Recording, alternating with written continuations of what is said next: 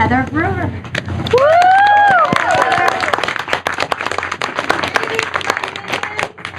Now first I have to let you know that Auntie Heather has the plague. Okay. Terrible cold. And I have a cough drop and I have some tea, but I do feel like I'm getting over it.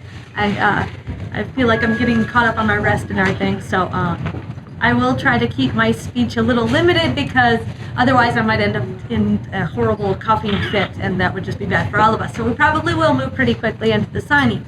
But I want to tell you a few things about me, and then we're going to do some Q&A.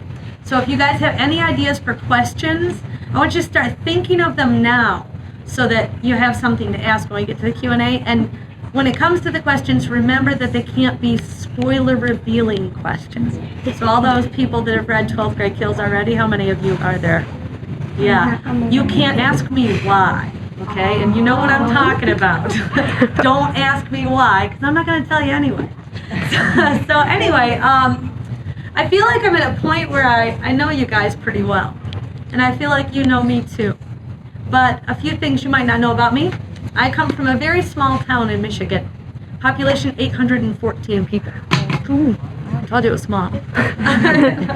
Now, the worst part was not coming from a very small town. The worst part was that I was the least popular person in this town. I don't just mean that I was the least popular person in my school. I was that too. I was the least popular person in the town. The adults hated me too. It's true. I would walk by and they'd whisper, you know? They'd glare at me too. And when I was in school, I was bullied ever since kindergarten. I was pinched, punched, kicked, spit on every single day. Had things written on my notebook, shoved into lockers. School was a living hell for me. I was bullied. And back then we didn't have any kind of anti-bullying programs at all. So I used to go somewhere magical. Somewhere made of bully kryptonite. It was called the library. And it was awesome because I'd go there and I don't know if the bullies just didn't know where it was, they weren't smart enough to figure it out, or if it was just because the librarians are not going to put up with that nonsense. But I'd go there and I'd read books. And I'd devour books. I'd read book after book after book about all different kinds of things.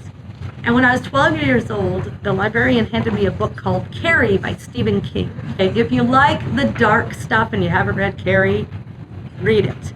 If you like books about outcasts, and I'm assuming because you're here today you do, you have to read Carrie because it's like the ultimate outcast book. But I'll never forget it. I had just finished reading it and I closed the book, and it was the first time I said this out loud. I said, "That's what I want to be. I want to be an author." I was so excited. I finally found my calling. I was 12, so it took me a while to find what I wanted to be for the rest of my life.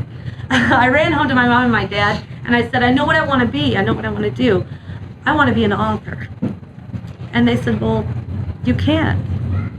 You can't be an author. Authors are people with trust funds. That's a hobby for rich people. You've got to get your feet on the ground, your head out of the clouds, and get a real job." Now, I didn't know what a real job was. It sounded awful. I wanted nothing to do with that. So I went to my librarian, I went to my teachers, and I said, I know what I want to do. I know what I want to be. I want to be an author. And they said, "Oh, Heather, that's just not realistic. You can't be an author. You can't." And so I let it go for a very long time. Now, I have always written. I think I was as young as 5. First time I wrote a poem or a short story. And I continued to write, but I kept it a secret. It was my dark secret because it was something silly that I liked to do that I couldn't do for a real job. And so I kept writing. I wrote story after story after story, but I never talked about it. I never told anyone. And then life went on. I got married. I had kids. My daughter Alex was about ready to start kindergarten. And I turned to my husband and said, "What am I going to do? I have to get a job. I have no college education. I have no drive to do, well, let's be honest, anything. What am I going to do?" So he asked me a great question. He said, "If you could do anything and money didn't matter, what would you do?" I said, "Well, I'd be an author." He said then 3 words that changed my life forever. Simply, he said, "So be one." Now, my reaction at the time was something like this.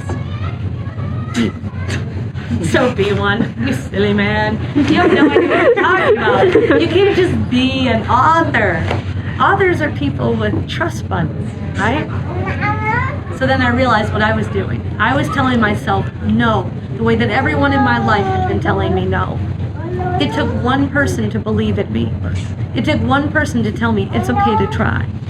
It took one person to say yes.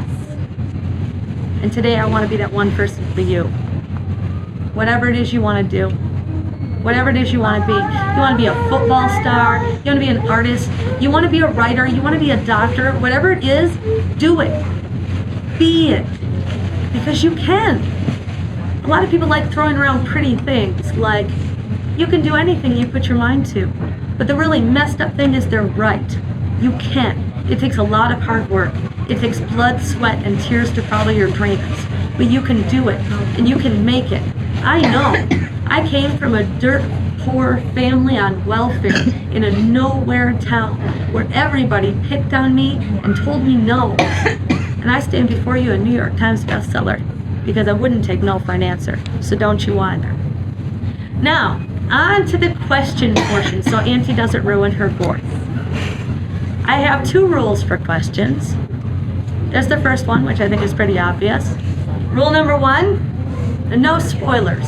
If the question you want to ask potentially contains a spoiler, please hold on to it. Ask me quietly as you're going through the signing line so that we don't ruin the fun for anybody that hasn't read as far as you have in the series. Number 2, if you don't ask a question, I get to pick who asks the next question. This is where everybody all looks nervous, like, man, she said we're supposed to be thinking of questions. I wasn't. I was thinking of that burrito I was going to eat. So now's the time to like quick and scramble like the final is tomorrow and come up with those questions because I've only had to do it once before, but I will do it again. So who wants to go first?